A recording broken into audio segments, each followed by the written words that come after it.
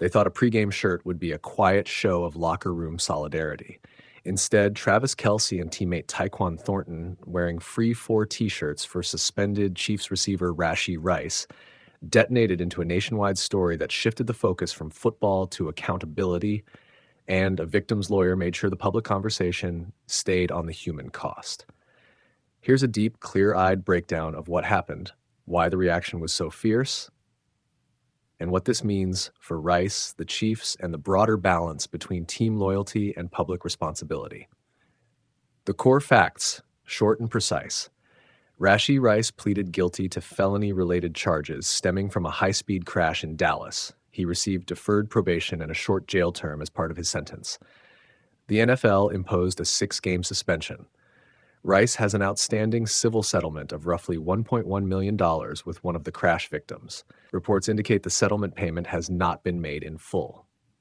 During a pregame ritual, Kelce and Thornton wore shirts that said "Free 4" and featured Rice's image. The gesture was explicitly a show of support. Mark Lenehan, attorney for one of the victims, Catherine Kuykendall, publicly criticized the shirts, invoked Kelce's celebrity and connection to Taylor Swift, and called the display tone-deaf given the victim's ongoing pain and unpaid settlement. Why the backlash hit so hard? The emotional and moral logic neckist. People react strongly when expressions of solidarity appear to minimize harm. From the victim's perspective, the crash had concrete consequences: injury, medical bills, emotional trauma, and a hefty civil judgment. When star athletes publicly champion a teammate who accepted guilty pleas for conduct that harmed others, it can feel, fairly or not, like an attempt to rewrite the moral ledger. "He's one of ours, we'll shield him." That instinct ducks the real, painful calculus victims face in the days after an accident. A second factor is symbolism. Travis Kelce is not just any teammate. He is a household name with enormous cultural reach, and yes, a publicly noted relationship that draws additional attention. The lawyer invoked Taylor Swift because the Kelce-Swift orbit escalates how many non-football people see and judge the gesture.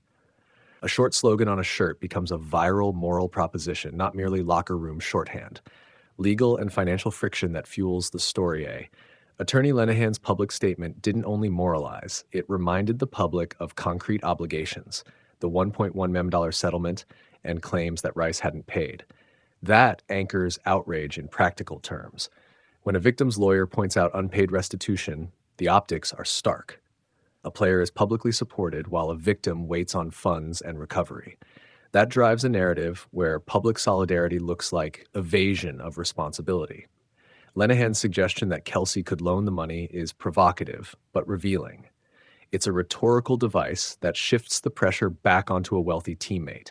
If you publicly proclaim loyalty, can you convert it into material restitution? For the public, that's a tidy test of sincerity. Team dynamics, and why players wear these shirts.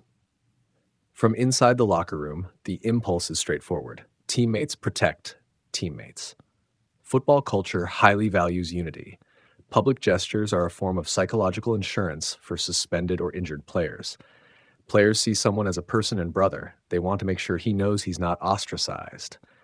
But that culture collides with civic expectations in high-profile incidents. Teams must balance internal cohesion with external credibility. The Kelce shirts show how easily the equilibrium can tip the wrong way. Reputational risk and sponsor calculation. The PR fallout isn't hypothetical. Sponsors, partners, and league stakeholders monitor public sentiment.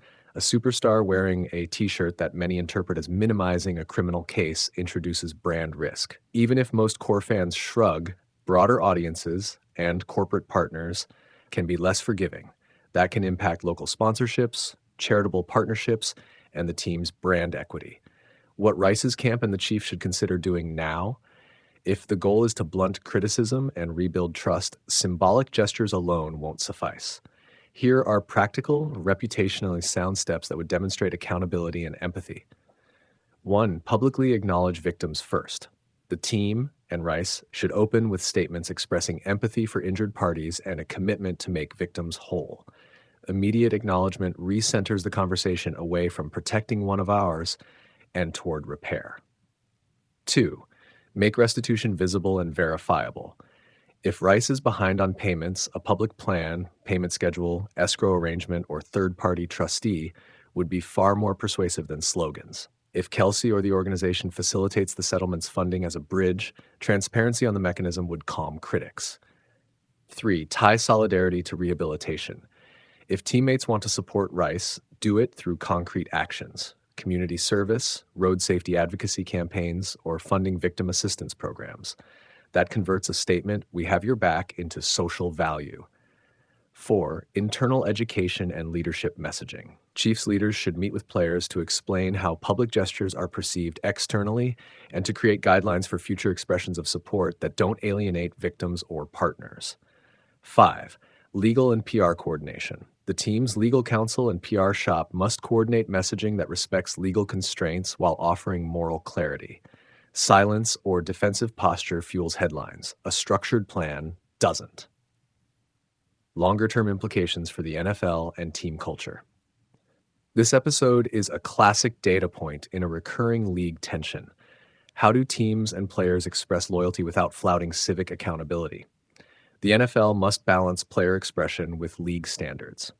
Recurrent incidents like these create pressure for the league to issue clearer guidance on pre-game displays and to encourage teams to pair supportive gestures with restorative actions.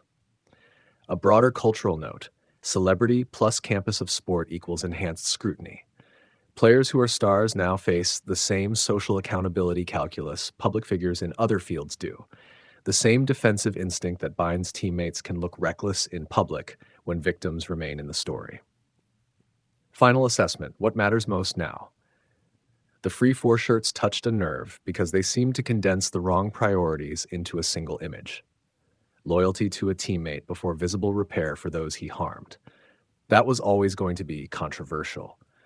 The fast-moving remedy is straightforward. Match public loyalty with private responsibility.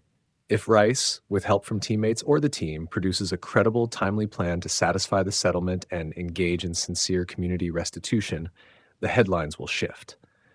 Absent that, the shirts will continue to be a shorthand for a deeper problem: that public shows of unity can collide painfully with the need for accountability. This situation is fixable, but not by more slogans. It will be resolved by transparent, concrete steps that acknowledge victims, remedy harm, and show that team loyalty does not mean evading consequences.